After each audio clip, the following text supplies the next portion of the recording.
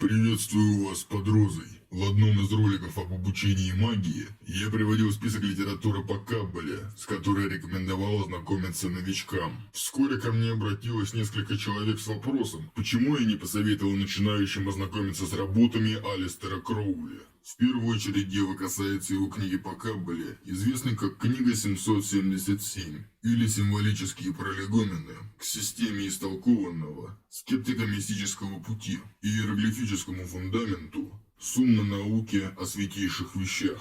В оригинале Liber Septuaginta Septuaginta Septum del Prolegomena Symbolica ad Systemum Sceptico-Mystice Vie Explicandi Fundamentum Hieroglyphicum Sanctissimorum Scientiae Summae. Как известно, он любил называть свои сочинения на латыни. Не надо этому удивляться, поскольку достаточно краем глаза увидеть имена, носителей которых он положительно оценивает, чтобы понять, у кого он заимствовал моду на латинские названия.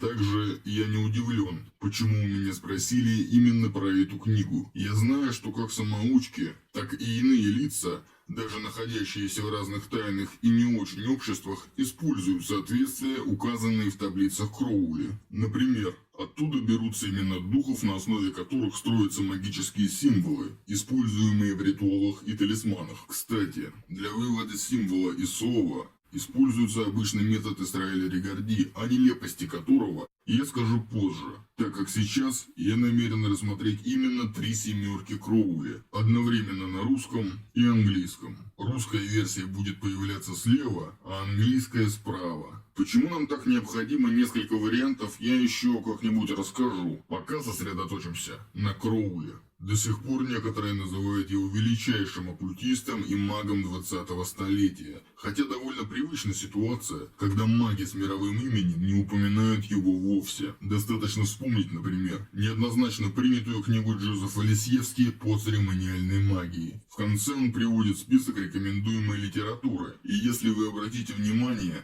Кроули там не упоминается вовсе. Под буквой «К» там только «Казабон». Тем не менее, в семерках действительно приводятся многочисленные соответствия. Некоторые при этом окружают себя новичками, которые не знают, за что хвататься, и говорят им: тебе рано пока браться за эту книгу, ведь надо знать иврит, иметь представление о базовых каббалистических техниках, ритуалах и прочем. Вот будешь как я, тогда, мол, и читай Liber 777. В некотором отношении книга действительно может показаться сложной, ведь ни много ни мало Кроули пытается соотнести все со всем, тогда как, например, разоблаченная каббала Кнора фон Розенрота, пишет Алистер, это незавершенный труд, отдельные части которого вдобавок осквернены догматическими толкованиями. Итак, посмотрим же на таблицу Кроули, чтобы понять, зря ли к его каббале при его жизни не относились серьезно. Зря ли ей пренебрегают сейчас, и стоит ли брать его таблицы для изучения соответствия, о которых я рассказывал. Посмотрим в таблицу номер 3. Левее, в столбце 77, мы видим список планет. Правее, в столбце 78, им в соответствие приводятся имена разумов планет, или, как еще их называют, планетарных интеллигенций. Во второй строчке вы видите напротив знака Луны длинное имя. Как известно, каждая буква иврита имеет свое числовое значение.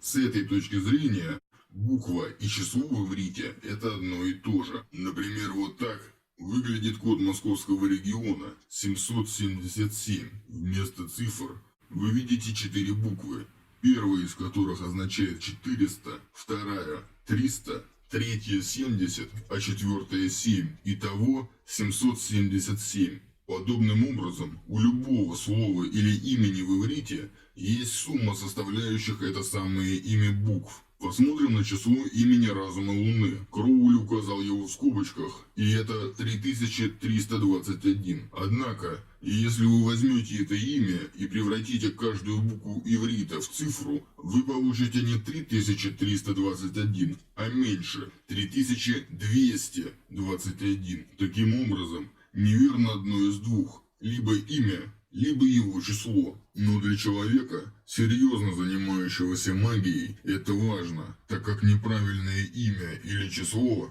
дают неверный символ, а это, в свою очередь, приводит к глупым ошибкам с плачевными последствиями. Возможно, это опечатка, и Кроули дал верный вариант в иной своей книге на тему чисел и их соответствий с ивритом.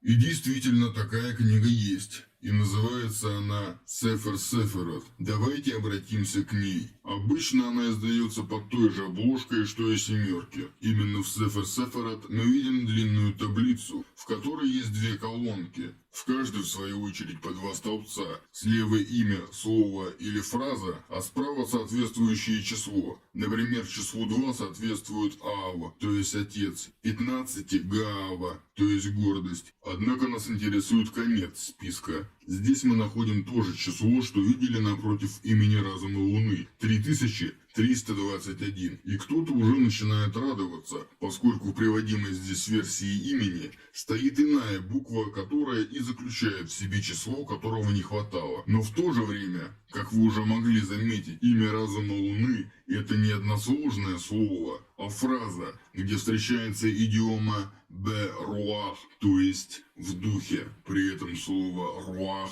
написано у Кроули неправильно. Если же исправить эту ошибку, или если угодно опечатку, эта часть имени поменяет свое числовое значение. И следовательно, все имя тоже. Так в чем же дело? Может быть, в числе? Не буду затягивать. Просто скажу, что нет, потому что число разума Луны должно быть кратно 369, и 3321 как раз подходит. Следовательно, ошибка не в числе, а в имени.